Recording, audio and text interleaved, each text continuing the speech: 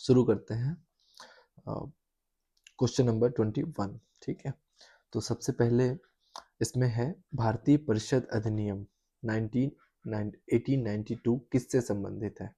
तो भारतीय परिषद अधिनियम, अगर आपको याद होगा, हमने क्लास में चर्चा की थी। प्रत्यक्ष चुनाव जैसी कोई भी उसमें बात नहीं की गई थी। प्रत्यक्ष चुनाव बहुत बाद में शुरू हुए हैं। बेसिकली देखा जाए तो प्रत्यक्ष चुनाव संविधान सभा के दौरान चालू हुए हैं। बजट पर चर्चा, हाँ, क्योंकि सदस्यों को, जो सदस्य थे, उन सदस्यों को बजट पर चर्चा का अधिकार मिल गया, लेकिन वोटिंग का अधिकार अभी भी नहीं आया था। ठीक है, तो आपको ध्यान रखना है, इसमें केवल चर्चा का अधिकार मिला था, केवल चर्चा, वोटिंग का नहीं। वोटिंग का अधिकार बहुत बाद में आया, वो हम अभी आगे पढ़ेंगे। ठीक है, प्रांतीय स्वतंत्रता फिर वही बात 1919 और 1935 के देखी गई थी। द्वैध शासन, ये 1919 में पहली बार इसकी अवधारणा आई थी। ठीक, चलिए अगला सवाल, भारतीय परिषद अधिनियम 1909। अब यहाँ से एक्चुअली शुरू होता है असली मतलब ब्रिटिश और इंडिया के बीच में धीरे धीरे लिबरलाइजेशन चालू होता है। मतलब अब ब्रिटिश क्राउन जो था वो भारत के हित में, भारत के लोगों के हित में मन से बना रहा था या कैसे भी जबरदस्ती, लेकिन बनाना पड़ रहा था उन्हें। ठीक है, अब आप देखेंगे ये क्वेश्चन बहुत बहुत बार आया, इसलिए मैं इसे आपको स्टार मार्क करने के लिए बोल रहा हूँ। अगर मैं उसमें स्टार मार्क बना रहा हूँ तो आप ये समझिए वो महत्वपूर्ण है, और महत्वपूर्ण मतलब पहले कई बार आ चुका है ना।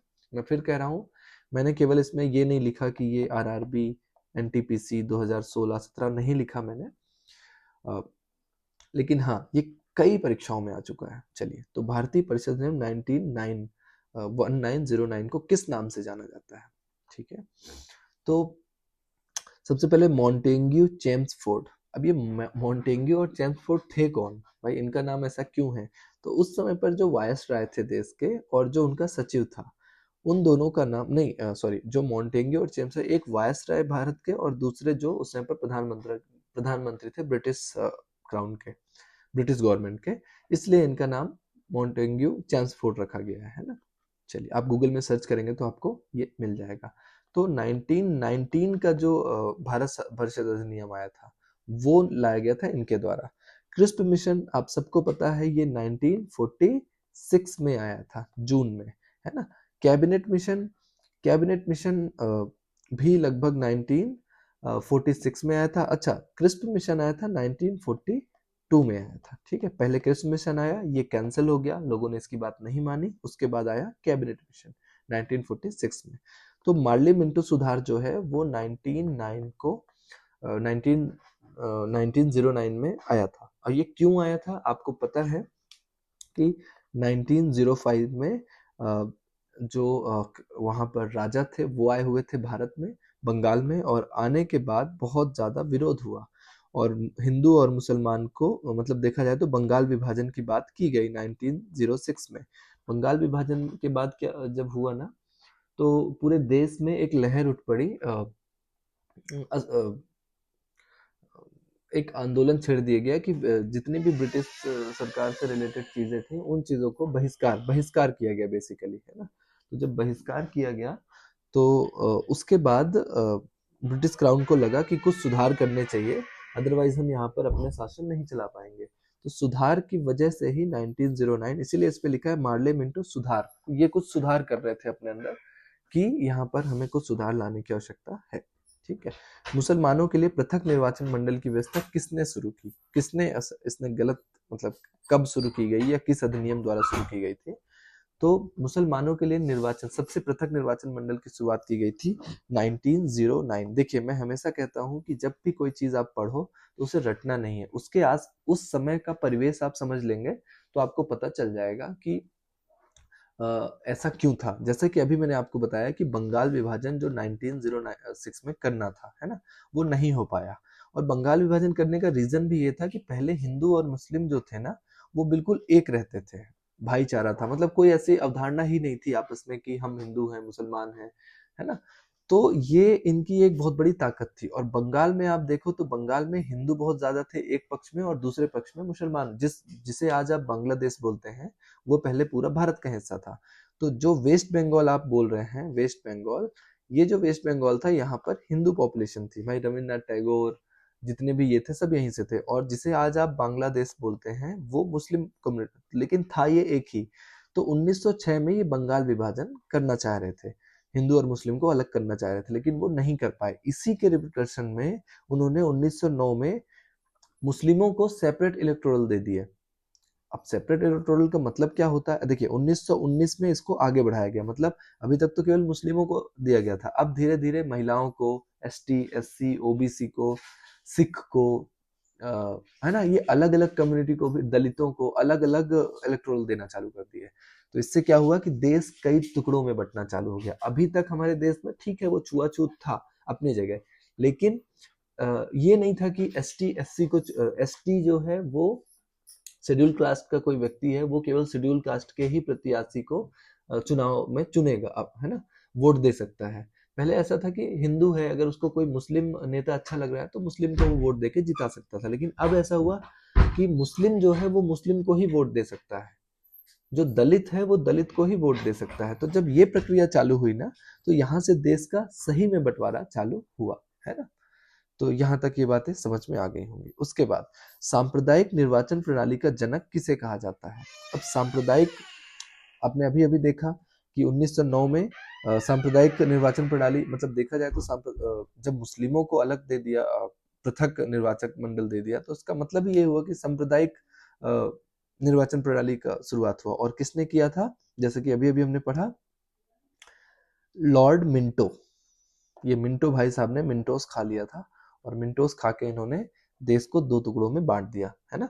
अब आप बोलेंगे लॉर्ड मिंटो, इसका आंसर क्यों होगा, क्योंकि मार्ले मिंटो सुधार किसे बोला जाता है, 1909 को मार्ले मिंटो सुधार बोला जाता है। और मिंटो भाई साहब ही थे जिन्होंने बोला कि भाई मुसलमानों को बोल दो कि वो केवल मुसलमान प्रत्याशी को चुने, और हिंदू को बोलो कि वो केवल वो जिसको चाहे वो उसको चुने।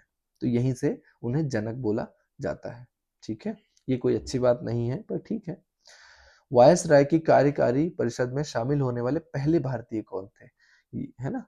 तो ये भी एक बड़ा अच्छा प्रश्न है, आपने इनका नाम सुना होगा, और इन्हीं को संविधान सभा ने अस्थाई अध्यक्ष चुना था, है ना।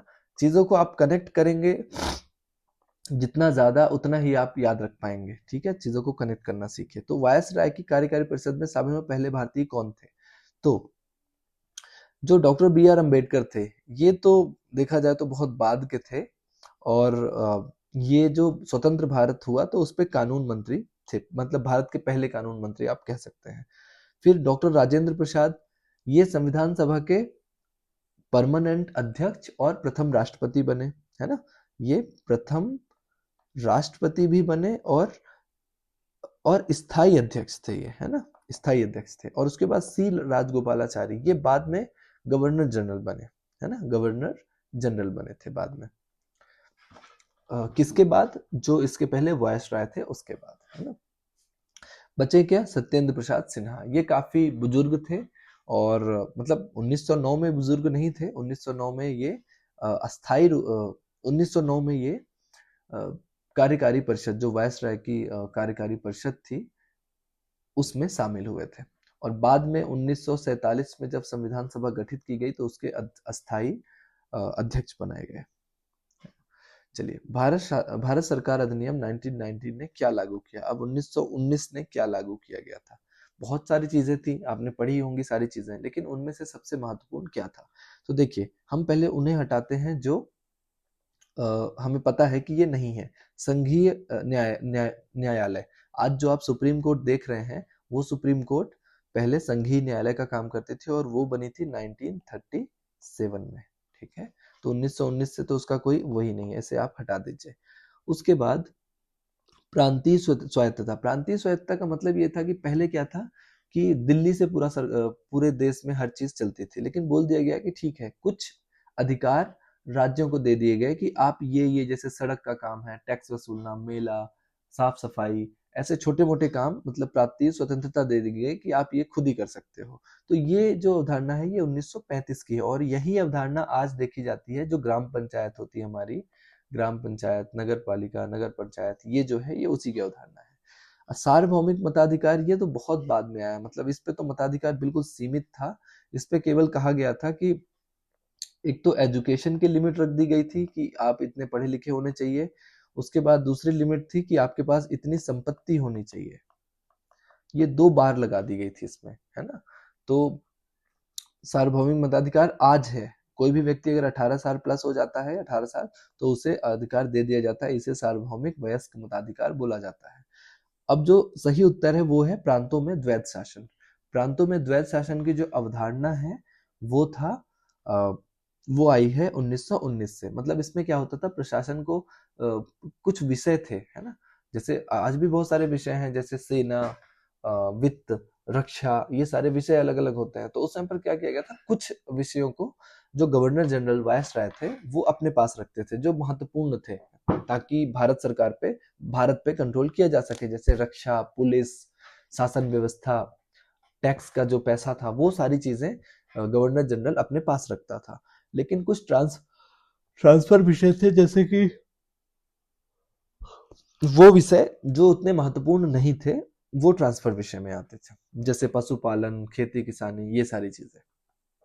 चलिए, केंद्र में द्विसदनीय विधानसभा किस अधिनियम द्वारा शुरू? द्विसदनीय का क्या मतलब होता है, जैसे आज हमारे पार्लियामेंट में, संसद में 2 सदन है, एक तो लोकसभा, दूसरी राज्यसभा। तो इसका कॉन्सेप्ट कहाँ से शुरू हुआ, इसका कॉन्सेप्ट कहाँ से शुरू हुआ? द्विसदनीय विधानमंडल किस अधिनियम के द्वारा शुरू किया गया था?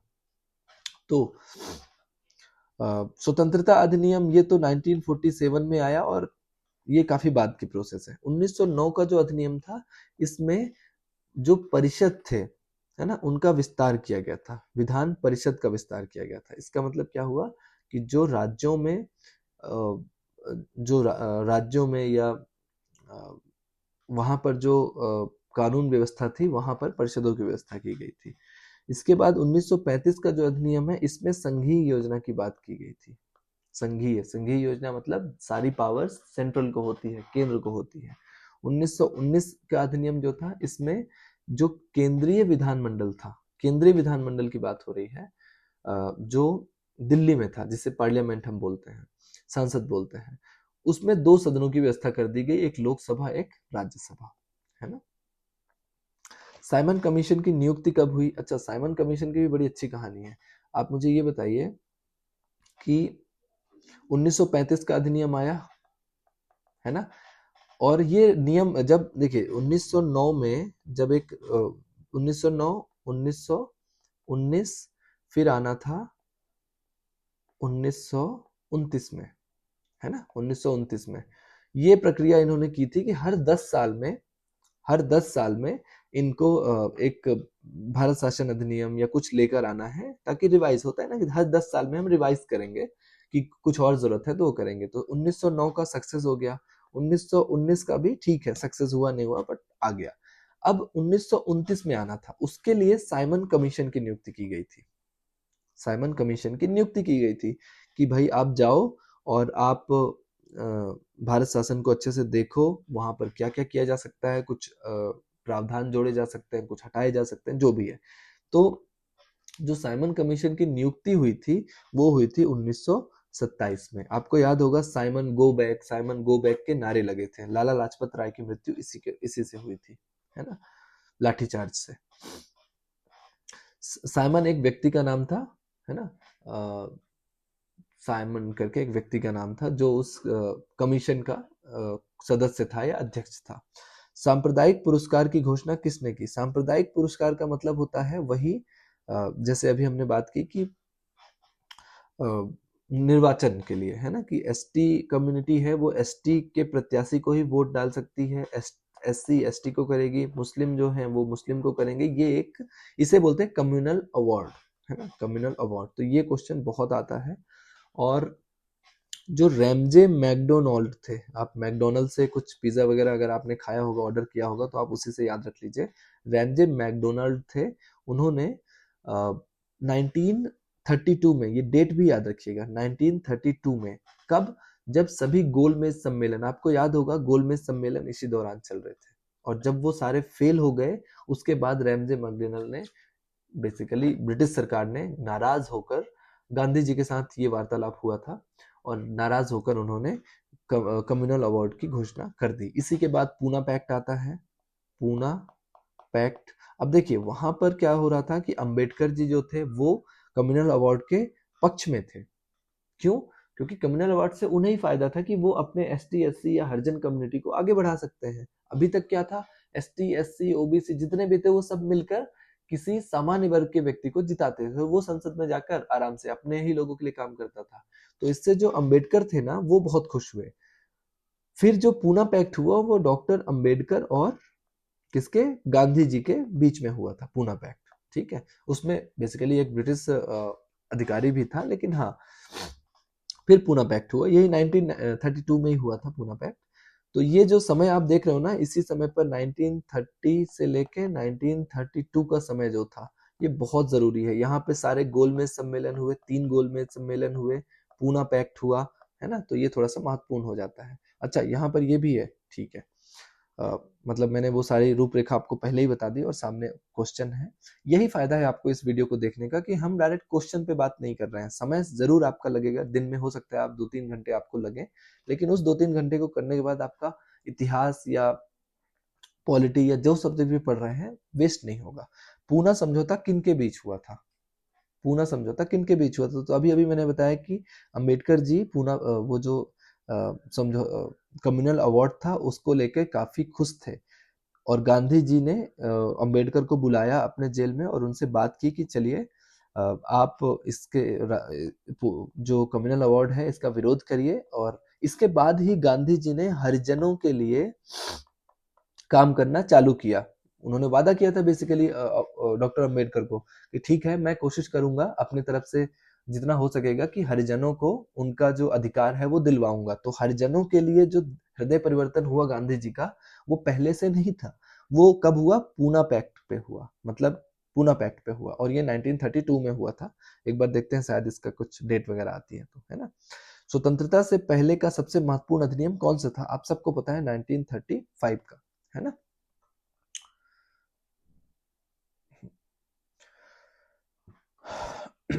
उसके बाद एक ये भी अच्छा सवाल है, भारत सरकार अधिनियम 1935 ने क्या लागू किया था?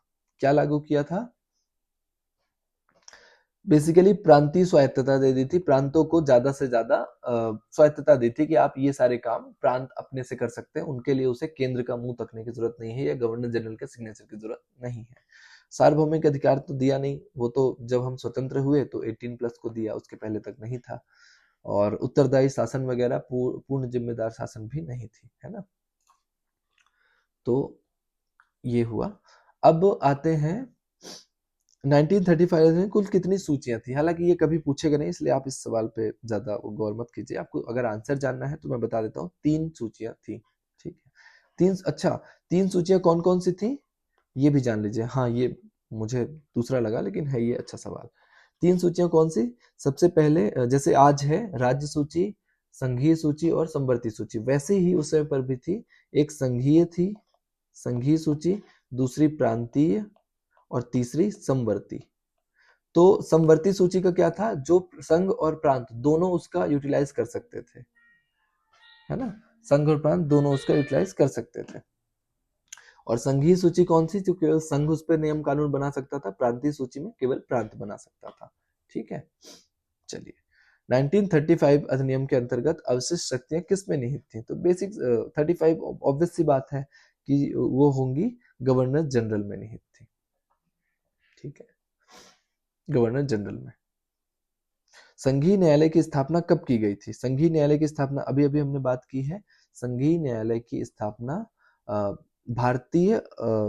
भारत शासन अधिनियम 1935 के तहत की गई थी। मतलब 1935 का जब आप उस पर देखेंगे तो उस पर संघीय न्यायालय की चर्चा की गई है। अभी अब हम क्लास में अगर डिस्कशन करेंगे तो संघीय न्यायालय को लेकर बहुत मतलब 1935 के सारे रूल्स अगर आप पढ़ेंगे तो आपको पता चलेगा कि इसमें बहुत सारे अच्छे अच्छे प्रावधान हैं। और इसीलिए कहा जाता है कि लगभग 250 से ज्यादा जो प्रावधान है वो हमने अपना जो कॉन्स्टिट्यूशन है उस पे लिया है। रीजन यही क्योंकि सारी अच्छी अच्छी चीजें आ गई थी। अब ये भी बड़ा अच्छा सवाल है, बर्मा को भारत से किस अधिनियम के अंतर्गत अलग किया गया था? बहुत बढ़िया सवाल है और ऐसे सवाल आते हैं। तो 1935 के अधिनियम से बर्मा को भारत से अलग कर दिया गया था। देखिए 47 तो बाद में आया, कैबिनेट मिशन की वजह से संविधान सभा बनी थी, और 1999 का जो अधिनियम था इसमें बर्मा अलग नहीं हुआ था, इसमें हम केवल कम्युनल चीजों को बढ़ावा दे रहे थे। अब आते हैं 37 नंबर क्वेश्चन पे। तो 37 नंबर क्वेश्चन पे जब हम जाते हैं, भारतीय स्वतंत्रता अधिनियम कब लागू हुआ? सबको पता है 15 अगस्त 1947 को लागू हुआ भारतीय स्वतंत्रता अधिनियम।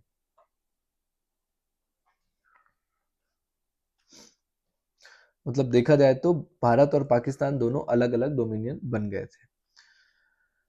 और 3 जून 1947 को माउंटबेटन, जो सबसे लास्ट हमारा वायसराय थे, है ना, उन्होंने घोषणा की थी 3 जून। और इसके बाद ही लड़ाई झगड़े, बहुत चीजें चालू हुई, खूनी चीजें चालू हो गई, है ना। 1947 के अधिनियम में क्या प्रावधान था? तो 1907 के अधिनियम में क्या क्या प्रावधान था? भारत का विभाजन होगा, डोमिनियन का दर्जा दिया जाएगा, केवल क्राउन का अंत होगा।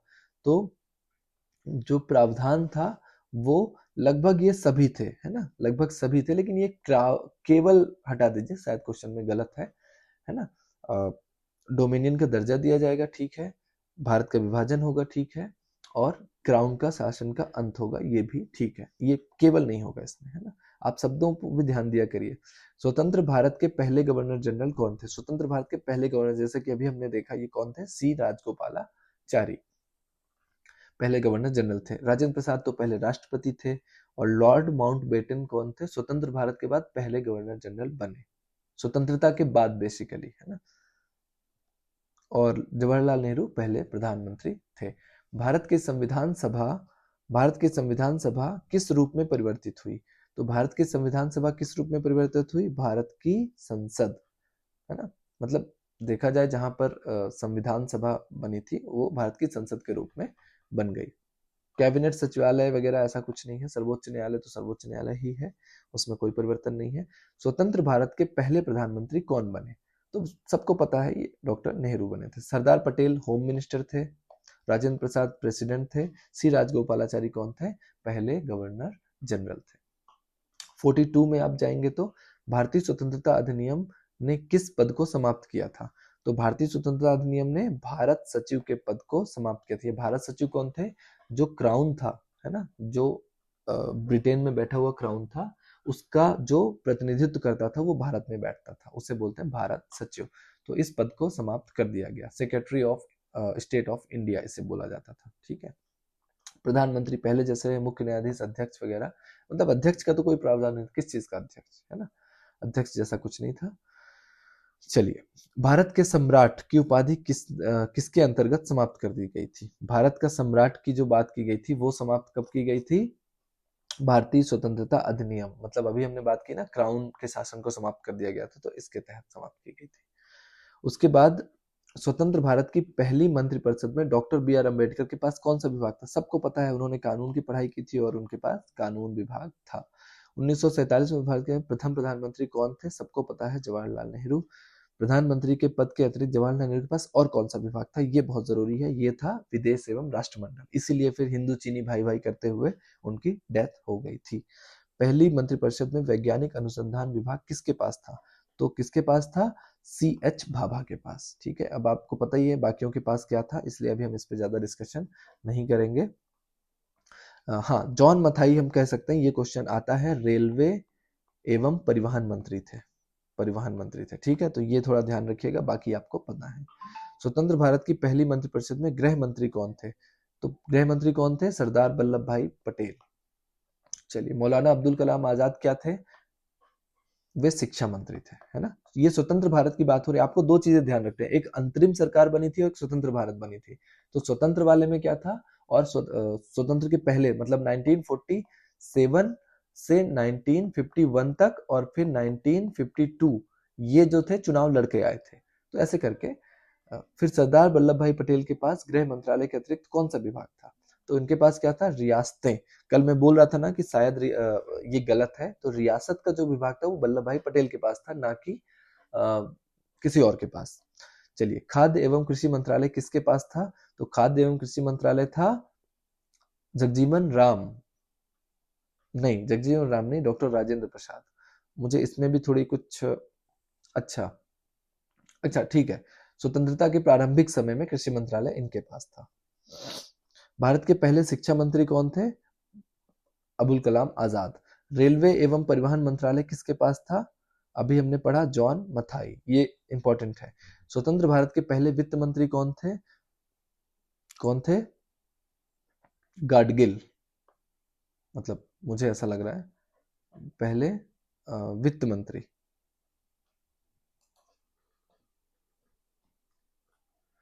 स्वतंत्र भारत के पहले जो वित्त मंत्री थे वो वीएन गाडगिल नहीं थे, वो थे आर के सनमुखम चेट्टी। माफ कीजिएगा, मुझे लगा था वीएन गाडगिल है, लेकिन उसका आंसर होगा आर के सनमुखम चेट्टी। चेट्टी, बस आपको चेट्टी से याद रखना है ना। गाडगिल मैंने क्यों बोला? क्योंकि गाडगिल कमेटी कई बार चर्चाओं में रहती है। ठीक है, तो लियाकत अली खान जो थे वे विभाजन से पहले एक्चुअली वित्त मंत्री थे और बाद में पाकिस्तान के प्रधानमंत्री बन गए, है ना, लियाकत अली खान। जो जॉन मथाई थे वो रेलवे और परिवहन मंत्री थे, ये आपको पता है। और वीएन गाडगिल जो थे वे निर्माण, खान एवं ऊर्जा मंत्री थे, है ना। हालांकि ये पूछेगा नहीं, लेकिन आपको चेट्टी याद रखना है। डॉक्टर बी आर अम्बेडकर के पास कौन सा मंत्रालय है? सबको पता है, हमने पहले डिस्कस कर लिया है। श्रम मंत्री के बारे में ऐसा कुछ पूछेगा नहीं। रक्षा मंत्रालय जरूर पूछ सकता है। रक्षा मंत्रालय किसके पास था? सरदार बलदेव सिंह के पास था। ठीक है, तो चलिए, भारत की पहली महिला कैबिनेट मंत्री कौन थी? ये सवाल पूछ सकता है, क्योंकि महिला कैबिनेट मंत्री पूछ सकता है। राजकुमारी अमृता कौर, ये थी हमारी पहली महिला कैबिनेट मंत्री। और सरोजनी नायडू कौन थी? ये भारत की पहली महिला राज्यपाल बनी, पहली महिला राज्यपाल बनी थी। सुचेता कृपलानी कौन थी? ये पहली मुख्यमंत्री बनी थी, ये शायद यूपी की मुख्यमंत्री थी। ठीक है, और राजकुमारी अमृता कौर के पास कौन सा मंत्रालय था? तो इनके पास शिक्षा मंत्रालय था। शिक्षा नहीं, स्वास्थ्य मंत्रालय था। राजकुमारी अमृता कौर के पास स्वास्थ्य मंत्रालय था। क्योंकि श्रम मंत्रालय किसके पास था? जगजीवन राम के पास शिक्षा का काम था। मौलाना अबुल कलाम आजाद के पास स्वास्थ्य मंत्रालय, अमृता कौर और सामाजिक कल्याण का, ठीक है, उनके पास नहीं था, या जो भी है। पहली मंत्रिपरिषद में वाणिज्य मंत्रालय किसके पास था? फिर से वही बात, वाणिज्य मंत्रालय की बात हो रही है, पहली मंत्रिपरिषद। तो वाणिज्य का मतलब बेसिकली कॉमर्स मिनिस्ट्री होता है, और कॉमर्स मिनिस्ट्री था CH भाभा के पास।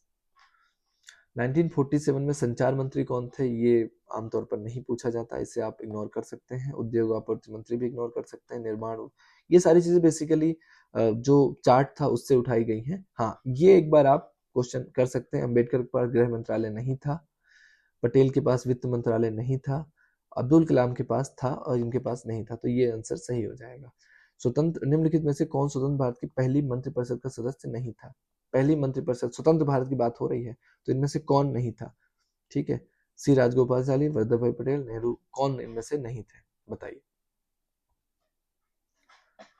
सी राजगोपालाचारी जो थे वो स्वतंत्र भारत के पहली मंत्रिपरिषद के सदस्य नहीं थे। ठीक है, मंत्रिपरिषद की बात हो रही है। चलिए, तो फिलहाल ये जो making of the Indian constitution और संविधान सभा से रिलेटेड क्वेश्चंस थे वो लगभग हो गए हैं, लेकिन अभी ये पूरे नहीं हुए हैं। मैं लगभग हर एक चैप्टर से 100 से ज्यादा सवाल उठाऊंगा, ताकि एक भी पर्सपेक्टिव, एक भी पॉइंट आपसे छूटे ना। ठीक है, अगर आपको वीडियो अच्छा लगा हो तो आप इसे लाइक, शेयर और कमेंट करिए, और आगे भी हम वीडियो इस तरह की सीरीज लाते रहेंगे। ठीक है, चलिए, नमस्कार।